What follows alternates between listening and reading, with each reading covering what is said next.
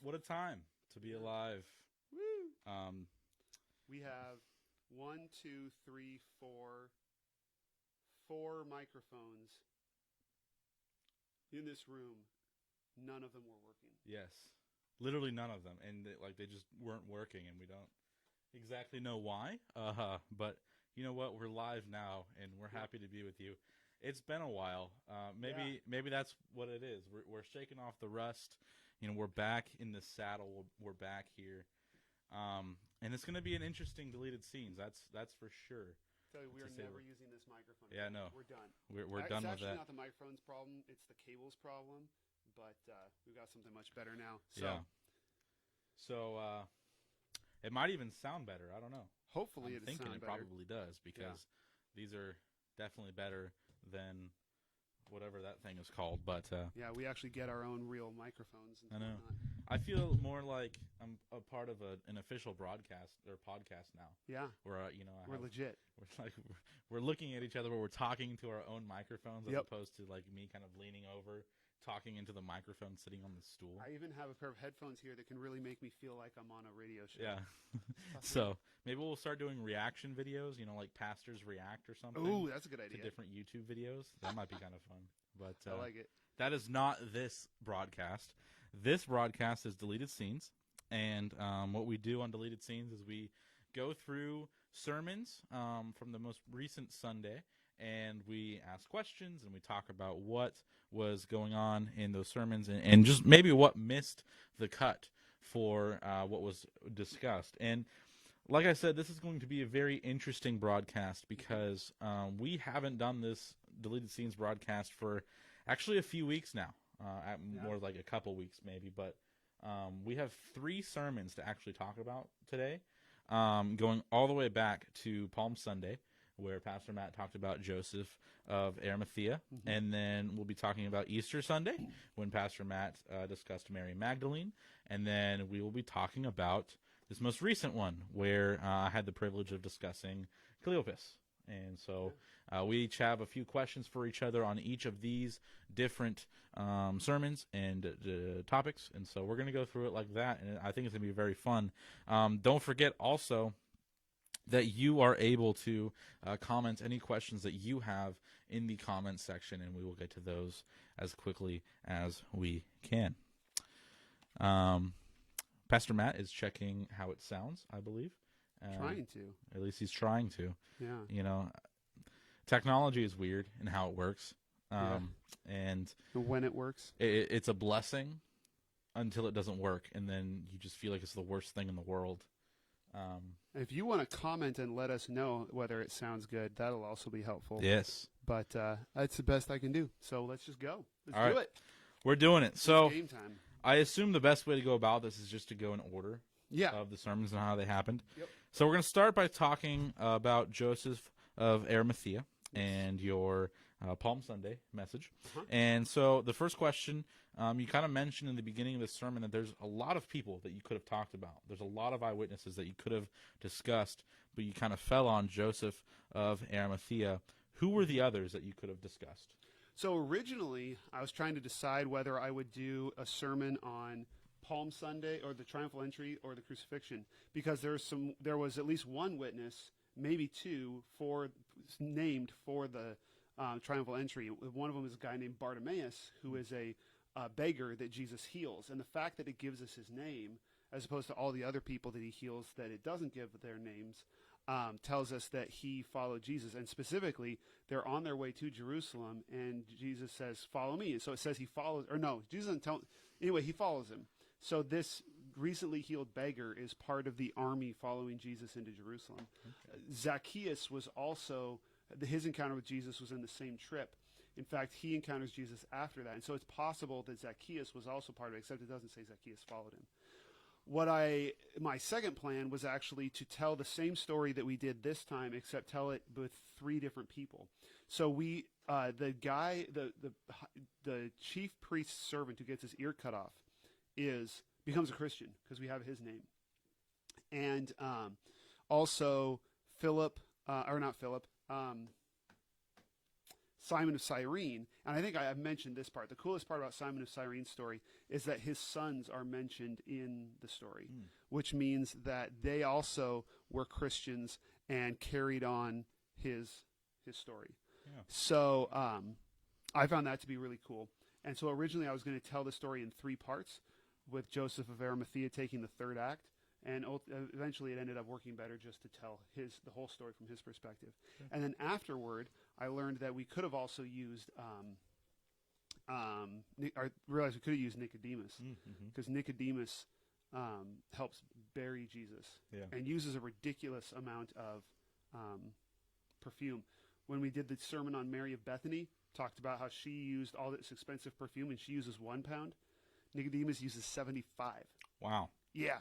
It's pricey. Wow, that is big. Like, it's a lot of space. Like, you can't just wrap that up in the body. Like, he probably had to pile it around the body in the tomb. That's unreal. That's a lot of perfume. Yes. Well, I think we sound good because Jeannie has given us a red heart, as well as Brenda Barracliff-Holvey has said, sounds good to me. And awesome. I don't know who that person is, but they have the same last name as me, so that's wild. Yeah. Anyway.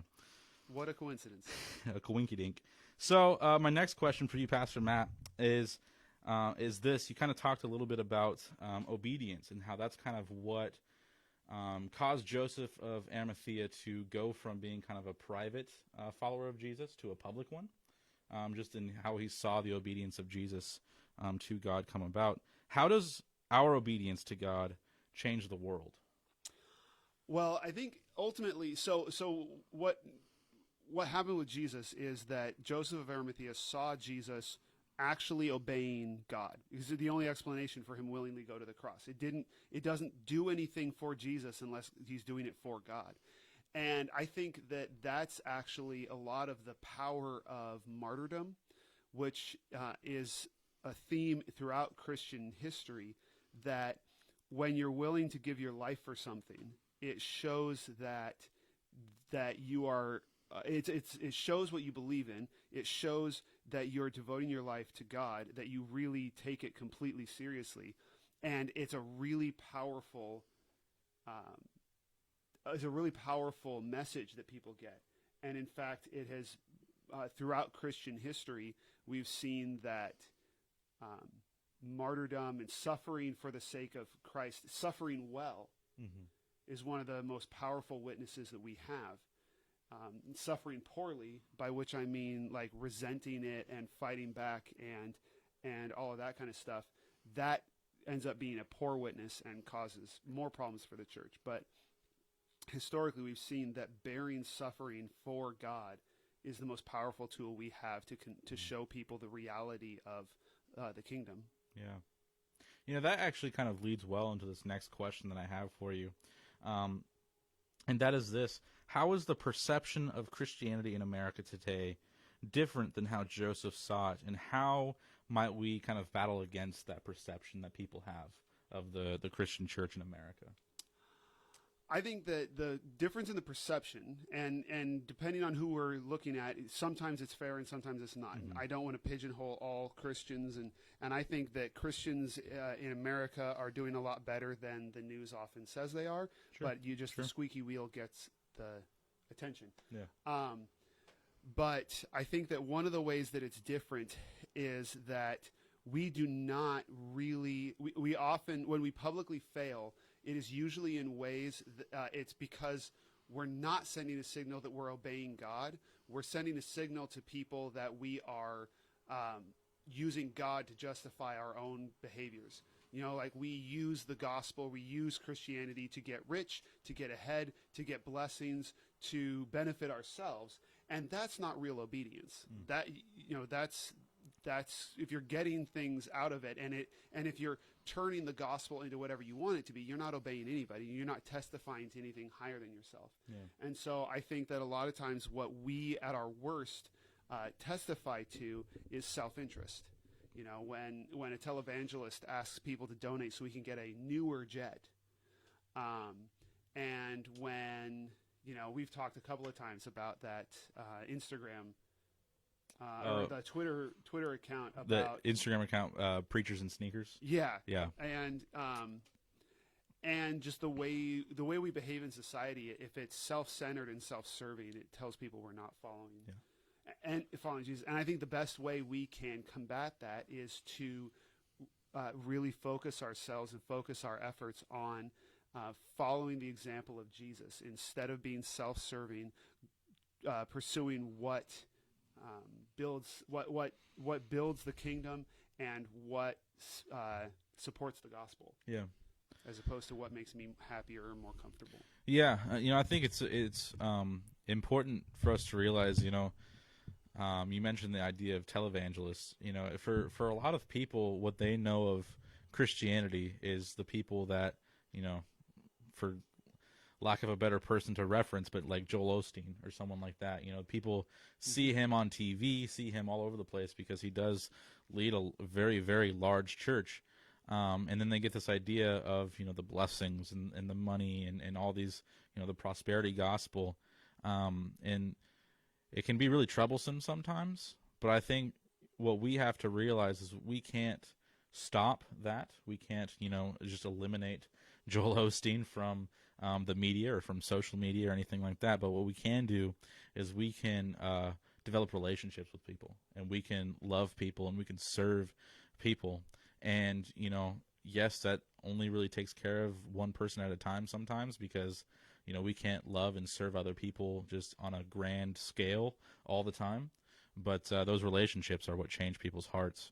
And, if we took individual ownership over, just saying, hey, I'm going to love and serve one or two people that I know, like my neighbors or whatever, that's how the gospel spreads. That's how the church grows exponentially, is when we take ownership over that individually and say, who can I minister to, and change their perception of what the church is. Yeah, so absolutely. Focusing on your own field. Yeah. The plot God gave you to farm, yeah. to sow in. So now is a really good time to tell you that you can comment any questions that you might have for us, and we will get to those because we are now going to transition from one sermon to another. Just this different day of going over several different sermons in one afternoon. But we are jumping forward now, a full week to Easter, where you discussed Mary Magdalene. Yes. And so I have a few questions for you about her. Very good sermon, by the way. I really enjoyed that one. And very good character. So my first question for you is, what might be something about or surrounding Mary Magdalene that was possibly left out of your sermon or just didn't make the cut? Since this is deleted scenes, you kind of talked about how she is a very interesting character, very fun one to discuss and to research. So what might be something that you didn't make the cut in your sermon? Well, she's Jesus' wife, first of all. Wow. No, I'm kidding. Wow. The interesting thing about Mary Magdalene, she is a fascinating character, and she is a central character in the Gospels, as we talked about, one of the most important witnesses in the Gospel. And the most interesting thing about her is how little we know. We basically talked about everything we know about Mary. So the only other things to talk about really are what people have said we know about Mary that we definitely do not. The most common misconception about Mary Magdalene is that she was a prostitute. And they even, there are charity houses, or there have been, that were specifically for prostitutes, reformed prostitutes, and they called them Magdalene houses because there was this association that Mary Magdalene was a penitent prostitute. No evidence of that in Scripture. What it came from was people combining characters. So they assumed that Mary Magdalene and Mary of Bethany were the same person. They also assumed that Mary of Bethany and the sinful woman who anointed Jesus were the same person.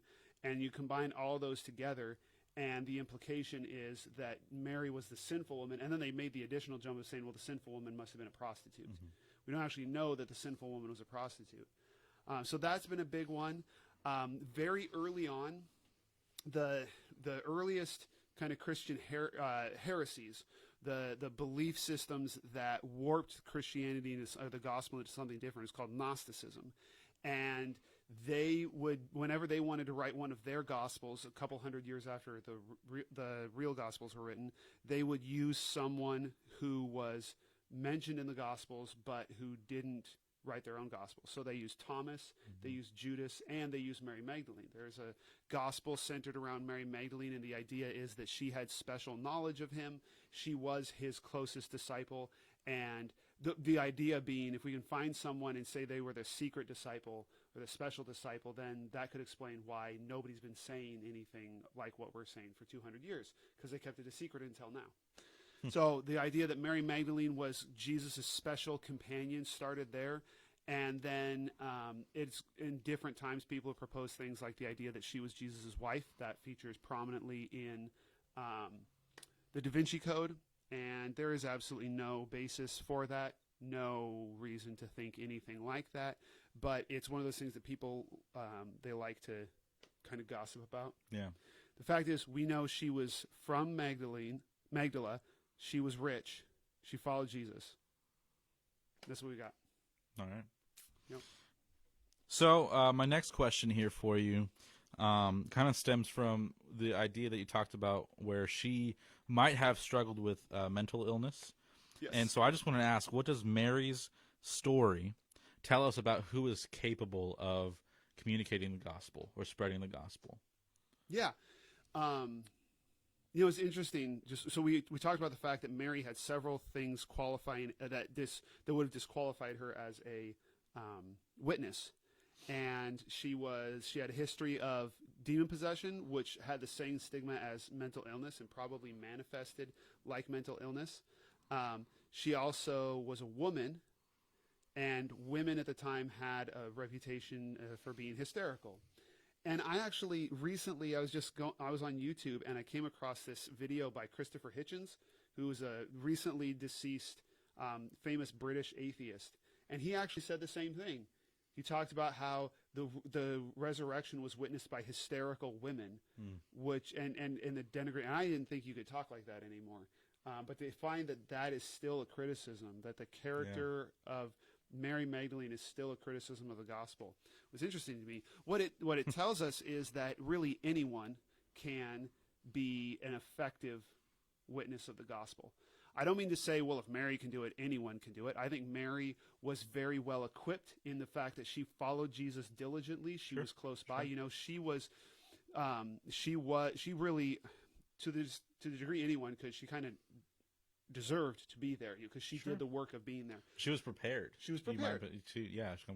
If you're following Jesus that long, then you're prepared to share what you've seen and what you've experienced. So. And that diligently when his other followers have fallen away. So she had that preparation. But what I mean is to say that if she had all these things stacked against her, regardless of her qualifications, all these reasons people would have to disbelieve her, and they still ended up believing her, and she still ended up changing the world.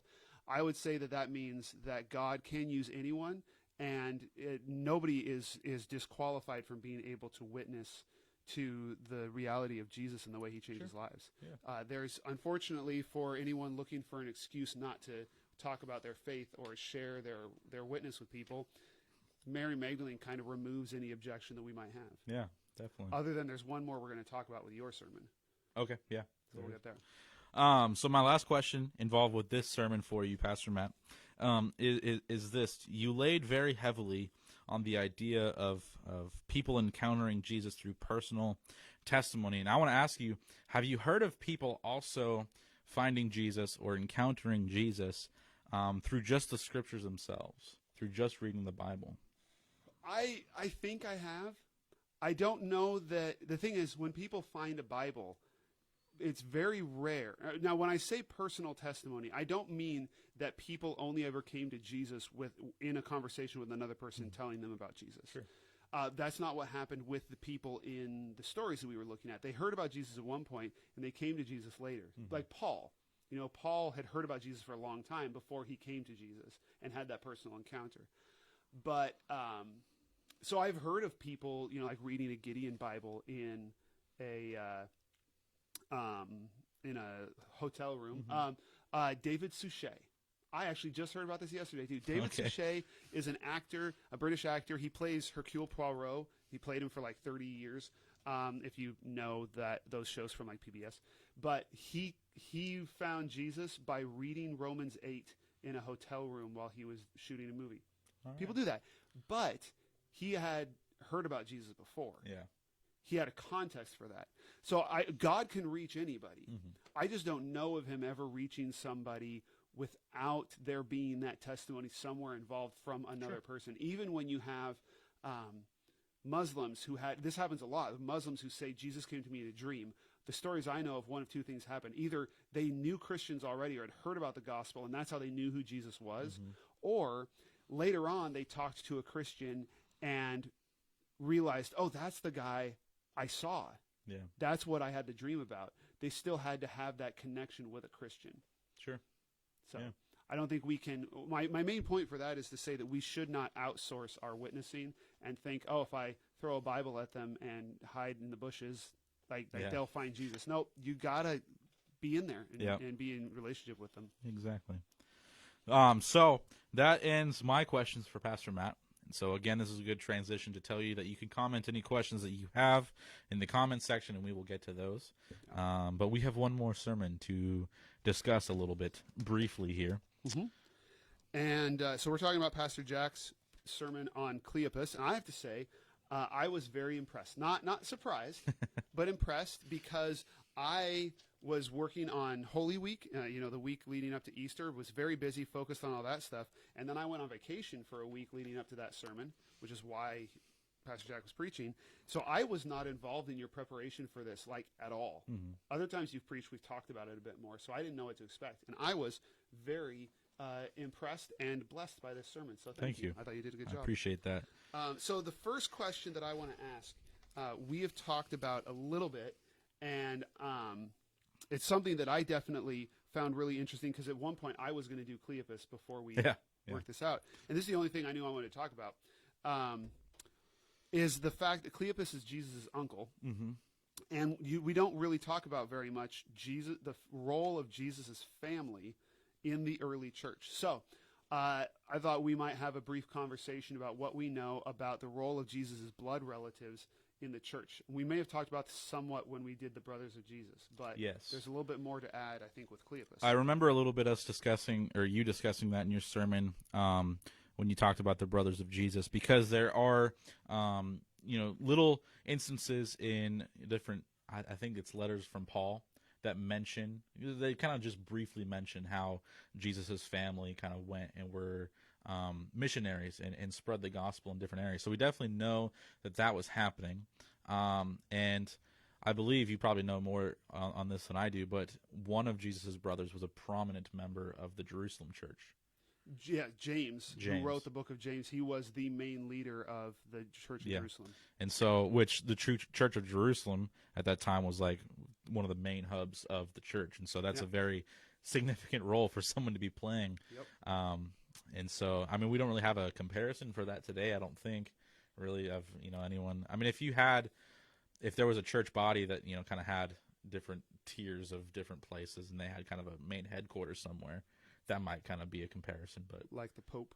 Like the Pope, yeah. I guess that would be a good one. Although it's not quite that authoritative. Yeah. And it's interesting that James outranked Peter, who is supposed to be the predecessor of the Pope. Like, Peter was supposed to be the first Pope, but when they all meet up for the Council of Jerusalem in Acts 15, James is the one in charge, which is fascinating. Yes. And then there's things that I've read a little bit of and know a little bit about that I think you know more about involving Cleopas' son. Yes. So maybe if you want to talk about that for a brief moment. There is a historical record that we have saying that the person who took over after James was killed was Cleopas' son. And that's actually one of the references that says it's Cleopas, the son of Cleopas, the brother of Joseph. Mm. So that's the main historical marker that we have connecting Cleopas and Joseph, which, as you talked about, explains how Mary of Cleopas was the sister, meaning sister-in-law, of Mary. Yeah. Because even in the New Testament, it would be too confusing to have two Marys that are sisters. Yeah. Right? Like, that would not make sense. Too many Marys. And there were, 3 Marys there at the foot of the cross at that point? Yeah, there's Mary Magdalene, Mary the mother of Jesus, Mary Salome, and Mary of Cleopas. So 4. Oh, and Mary Salome probably. It's Mary, the mother of Joseph.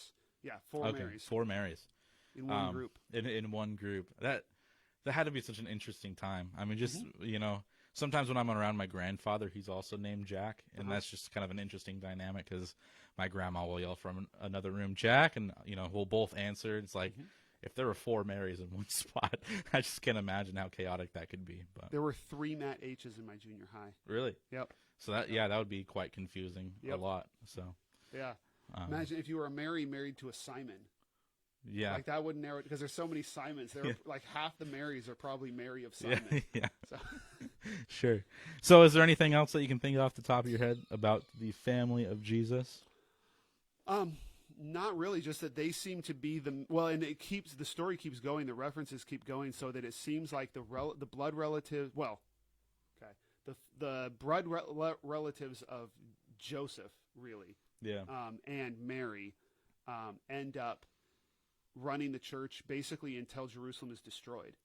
And after Jerusalem is destroyed in AD 70, when they rebuild it as a Gentile city, and there's a Gentile bishop in charge instead. Sure. But for like 50 years, Jesus' family is in charge. You know what I found really interesting that you shared? I think it was in the sermon of the Brothers of Jesus. Just their expectations of Jesus versus what they actually got. And then how after the crucifixion is kind of when they became prominent leaders of the church. They kind of went through Jesus' life, expecting more than what they got. Same with Cleopas. And so a lot of these blood relatives of Jesus, who you think would know it's Jesus, and he's got to be the guy because he's done some crazy things, right? But really, they still expect more from him, and it's not until after the crucifixion and the resurrection that they become prominent members of the church, and I just find that so fascinating. Yeah, and it's, I think I was going to talk about this in the sermon. I can't remember if I really did, but it's amazing to me that how different that is from every other story of a person claiming to be the Messiah. We know of 9 people claiming to be the Messiah that were executed by the Romans between 6 BC and 133 AD. And for 8 out of the 9, the story goes the exact same way. A bunch of people start saying he's the Messiah and publicly declaring him the Messiah. He fights the Romans. He dies, and everybody disperses, and nobody talks about him as the Messiah anymore. Yeah. Because you die, you get killed by the Romans, you're not the Messiah. Dead Messiahs are failed Messiahs, right? There's actually one, the last one. He was, Simon, another Simon. His name was Simon Bar Kokhba. And the name Kokhba was given to him by a rabbi, a famous rabbi that was following him. It means son of the star, which is a messianic reference. After the failed rebellion, they changed his name to, everybody after that called him Simon Bar Kokhba, which means son of the lie, because he died, so he's a failure. Yeah. And then you look at Jesus. Jesus, nobody publicly declared him to be the Messiah during his lifetime. The closest you get is the triumphal entry. But during his lifetime, none of his followers declared him to be the Messiah. 3 days after he dies, they all start saying he's the Messiah. Yeah. And it blows up. And his family, who's never publicly declared him as the Messiah, suddenly starts saying he's the Messiah. And that requires an explanation. Yeah. It makes no sense if they didn't actually experience a risen Jesus. Yeah. Why that would occur to them. And it would even work with the siblings. Like, what would it take for someone to convince you that your sibling who had died had come back to life, and was resurrected, not just resuscitated, but like eternal it'd take life. a lot. It'd take a lot. Right. And one of the things, it just reminds me of all these times where, you're seeing Jesus grow up, and it mentions Mary pondering these things in her heart. I just wonder, what is she thinking when she's going through, especially, his birth, which was miraculous and would have been wild for her, when he's growing up as a preteen boy and is doing things that are, just different than every other preteen boy out there. And she's pondering these things in her heart. What is she thinking about that then, causes her to kind of move on and say, yeah, but I still expected more. I still expected different from my son, who's I was told was the Messiah. I don't know. Says she thinks he's crazy. Yeah. And so it's just, what is she thinking about as she goes through his life and seems to ponder these things in her heart, as it says all the time in the Gospels, and then she reaches the conclusion that he's crazy, and then later on, after he dies and comes back from life or from the dead, now, okay, he is the Messiah. I get it now, right? Yep. It's just, Yeah. All right. Oh, I'm asking the questions. Yeah, you are asking the questions. We just got on a good tangent there. Yeah, that was a good conversation there. So, okay, so in your Encountering Jesus section, you made a really good point that I would not have gotten to with this. I really appreciate this. That these two guys, Dave Bruce called them Cleopas and Anonymous. yeah. Oh, that's a really good way to reference them. Yeah. So, because we don't know the other person's name. Yeah. I read another article today that said it was his wife Mary, but it just doesn't make sense because Luke would name her. Right. Luke names every woman he can. If that was the only woman he didn't name, why? Like, what? Maybe she did something to wrong him somehow. I don't know. Well, the only reason I can think of would be if he didn't actually talk to her. That's if fair. he's using names to show you who he talked to, that might be why he didn't name the other one. Because if nothing else, Cleopas probably didn't say me and some other person. He probably said me and my wife, if it was Mary. Yeah. So he knew if that's who it was. Yeah. Anyway, so you talked about the fact that they wouldn't have had this encounter with Jesus if they hadn't invited him in, and they encounter him over this meal. So, and you talked about how we encounter Jesus when we open ourselves to opportunities to encounter him. So I wanted to ask you, do you have examples in your own life of where there have been opportunities for you to encounter Jesus? Yeah. One of the things I mentioned this in my sermon because this was kind of more of a personal testimony aspect of it. But summer camp was a really big one for me. There was a period in my life where I just didn't want to go and was kind of afraid of summer camp for whatever reason because I had anxieties over interacting with strangers and strange kids, and so I just didn't go. And then I finally went, and I loved it the first year I went, so then I started going every year afterwards.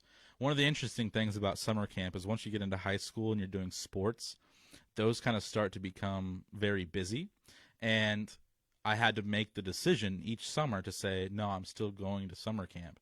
And, my coaches were awesome. Specifically, football was the big one because, you're doing summer camps and all that stuff leading up to the season. And my coaches were just awesome. And, my coach, Dave Heiberger, at Springfield would always, say, I'm not going to come in between you and your faith. And so if that's something you do every summer, you do it. So I just would do it every summer. And I was really appreciative of his flexibility for me to do that. But if I had just said, I want to focus on football and not go to summer camps, I know my parents would have been okay with that. Maybe my mom would have been a little bit, saddened by that, but I know they would have understood my decision. But I never made that decision. And so kind of that opportunity I took every year to go to summer camp opened me up to a lot of different things. And that's actually where I made the decision to go into ministry and to go to Bible college. And that was kind of a really intense week. And that kind of came off the heels of when I made the decision to go to Mexico on a mission trip. So then that opportunity then led itself to kind of preparing me for this decision that I'd make later on in the summer at summer camp. And so for me, I kind of look at those two kind of hinge points in my life and say, if I didn't take, just at least one of those opportunities, there's a possibility I wouldn't be here. I wouldn't have gone to Bible college because, I tell people this and people got it mixed up, and I correct them every time because I was not this good at basketball. I had a free ride to the University of Oregon. It has nothing to do with basketball. It has everything to do with I was a kid who went to high school in Oregon and grew up in Oregon, and there was this Oregon scholarship thing, and so I could have went to the University of Oregon for free. And I also had another Christian college that I could have went to and played basketball at. And so they mixed those two things up and said, he had a free ride to Oregon for basketball. No, I was not that good. But so I had those two opportunities there before me, and these two opportunities I took to encounter Jesus during that summer really changed the trajectory of my life. So those are kind of two personal ones that I kind of focus on. In terms of day-to-day life, it's your prayer life and reading scripture and just being in the Word and being in relationship with people who are in relationship with Christ. that's just really the way you open yourself up to opportunity to encounter Jesus and just see him, go into conferences, just things like that. And so, but these guys, they made a very conscious decision to say, we've enjoyed this conversation. Please come in and share a meal with us. And that was the opportunity they took. And it, changed their lives forever. So, yeah. That I remember being a youth pastor and having kids in the youth group, making that decision. Am I going to go to camp or am I going to go to sports camp? And I don't think it's wrong to decide to go to sports camp. And I have some of the kids that never went to camp were great and continue to be. But I remember just that, thinking through that conversation of, it matters what you choose. It matters how you prioritize God. And if God and encounters with God are never the priority, you're going to miss out on opportunities to spend time with God and for God to change your life. Yeah. You choose never to be in places where God can speak to you and tell you to go places. You're never going to hear him. Yeah. And you're never going to go those places. It's just so important to take that little step. It's very much a little step. You think of things like CIY, where yes, it does kind of cost a little bit of money there, but that's such a good place to encounter Jesus. That is such a good place to go and to just experience what he has to offer you. And it's because you take this little step and you step out in faith, and then God meets you like 95% of the way. God takes like that large steps to say, here's what I'm going to give you through this, for just trusting me with this decision that you've made. So yeah, absolutely. Cool. Another good talk. Man, we're just nailing it. Yeah. Sound issues, not good. When you're talking through 3 sermons, I think you have a lot to kind of go on to. Yep. So. Well, and this is my last question. You talked, and I appreciate you bringing this up as well, how we often feel like, well, my testimony isn't any good. I was raised in the church, and I, stayed a Christian. And I remember in high school being asked by my youth pastor to give my testimony and saying that. Yeah. Turns out I had a lot more testimony to live through because most of my rockiest points have been since then.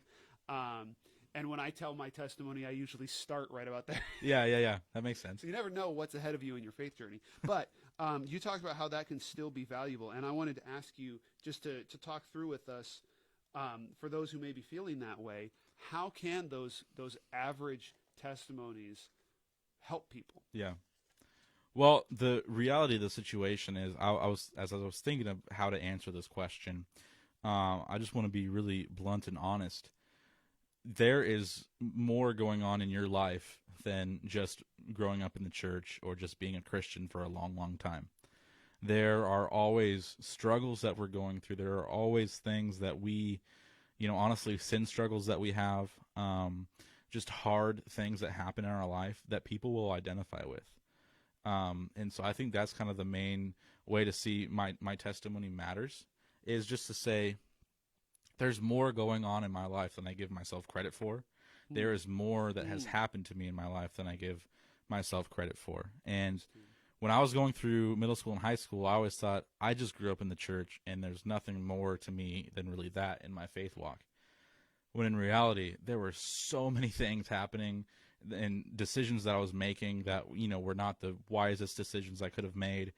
And after I graduated from high school and went to Bible college, I started to realize, man, I already have so many ways that I feel like I can identify with, people that are still in high school, and just use my testimony to say, hey, maybe rethink this decision, or maybe contemplate, going to Bible college, maybe think about this. And it applied to people way better than I thought it would.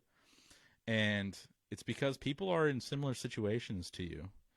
And, one of the things that I think the church, and just thinking about it now, that I think we should do at some point, is just having a class that teaches people how to tell their testimony.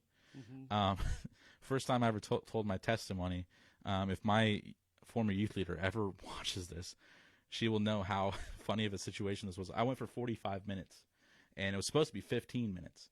and I had no clue that it was going for that long. But she started at the very back of the bonfire area and moved herself all the way to where she was standing basically right next to me, trying to get me to wrap it up and close the situation.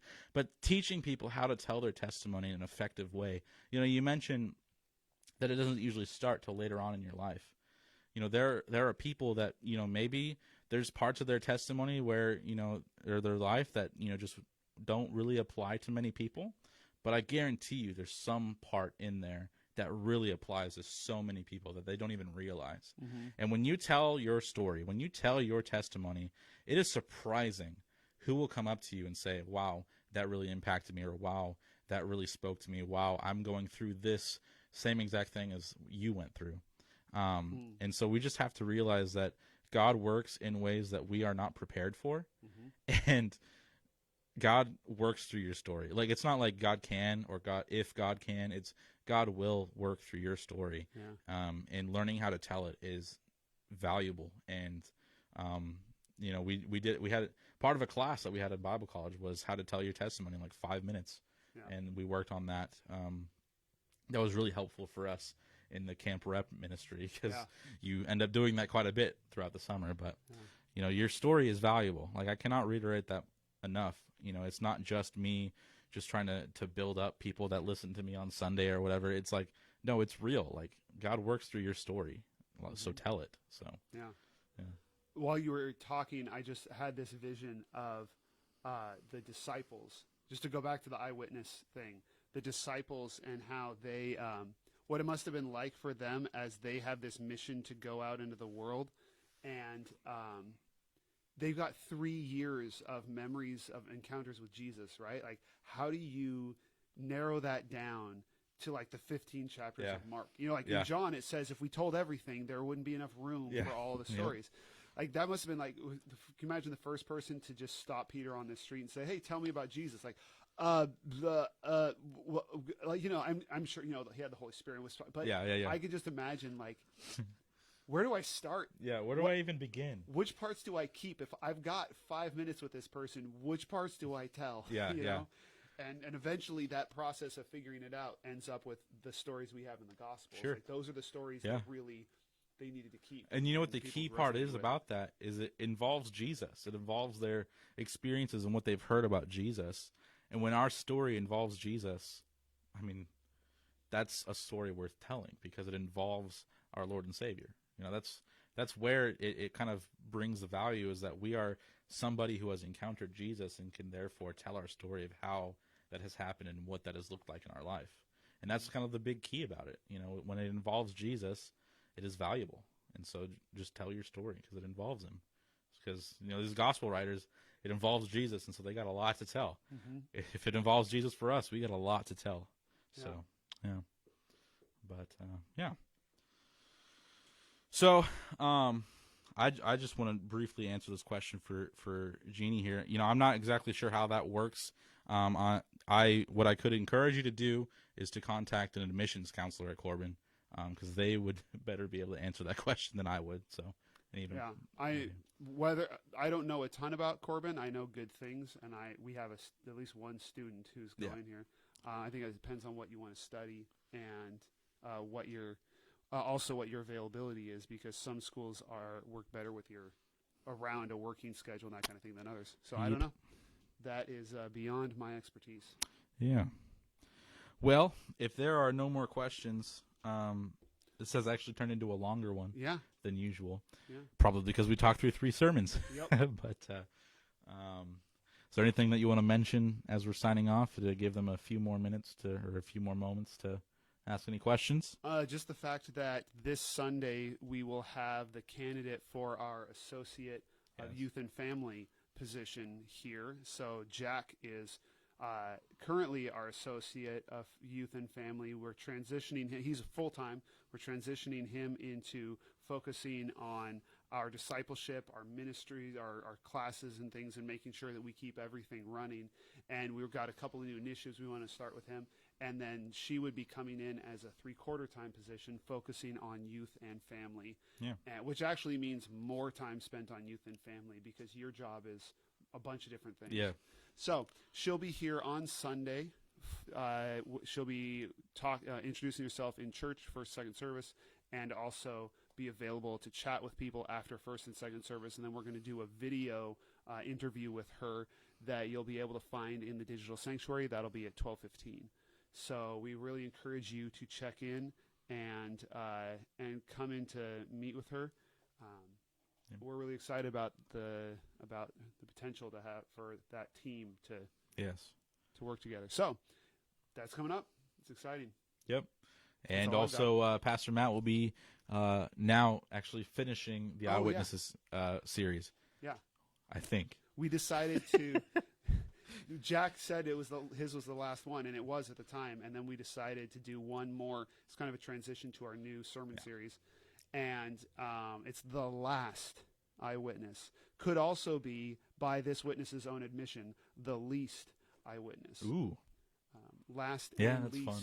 by this person's own estimation. So if you know the passage I'm referring to, you already know who we're talking about. But if not, you will come in on Sunday and find out who is the last eyewitness. And the least. And the least. According to his own Yes. admission. Not mine. I'm not saying that he's the least. No. I don't have that authority. It could be argued that he is the most important. Yeah, that's fair. It could be argued. Of course, we've already got Peter and Mary, Magdalene. I've already called both of them like the most important. So yeah. This last one could be in a whole different way. I just thought of a question. I can ask you personally, or I can ask you now. Let's do it. Okay. I want to know what you thought when I was sharing about this, about Cleopas, and I kind of referenced back to Mary Magdalene and how, she communicated the gospel.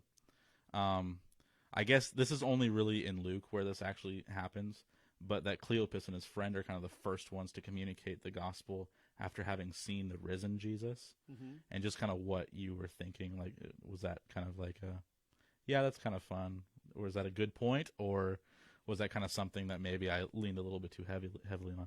Oh, that Luke was saying something by having them have the first encounter? Oh, maybe. I don't know. I don't even know what I'm asking. Yeah. Yeah, I think that when we look at the differences between the ways the resurrection stories are told, they are to make a point.